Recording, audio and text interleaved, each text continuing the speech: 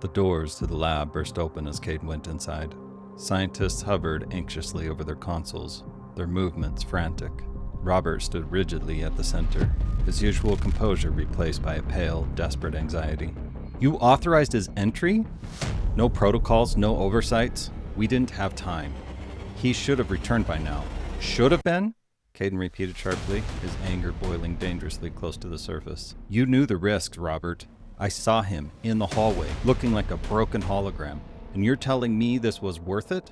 You saw him? He asked. Yes, 𝐾𝐸 retorted, his tone piercing the air. For a second.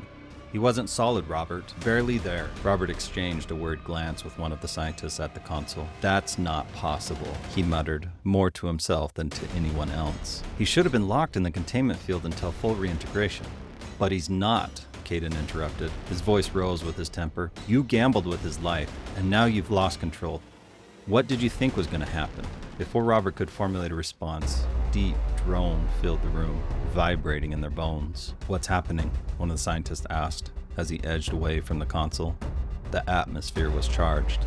A sub-bass thud went through the lab, followed by a fractured, inhuman wail that ripped at their ears. Stephen appeared at the lab center. His limbs jerked, an invisible puppeteer yanking at the strings. His head turned slowly, staring vacantly into nothingness. Where am I? His words crackled, static bleeding through a broken speaker. How long has it been? The lights flashed. Stephen shuddered. A faulty projection come to life. Who's trying to bring me back? Did you see that? One of the scientists whispered. Before anyone could respond, sparks exploded from consoles. With a final spasm of distortion, Stephen reappeared in the lab's far corner, hunched over, gasping heavily. Stephen? Azgiel's grin twisted into a snarl as he looked at 𝐾𝐸. Stephen? No, my name is Azgiel. The room drew in as everyone watched him. Azgiel's grin twisted into a snarl as he looked at 𝐾𝐸. You, Maldrin, you put me there. You locked me away in that prison of time.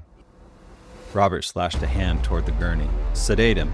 The scientist lunged forward with a syringe, but Azgiel raised an arm sharply. You'll pay for what you've done. The second scientist hesitated, but then darted in as Azgiel faced 𝐾𝐸. You can't stop what's coming. Robert wiped the sweat off his brow as he faced 𝐾𝐸.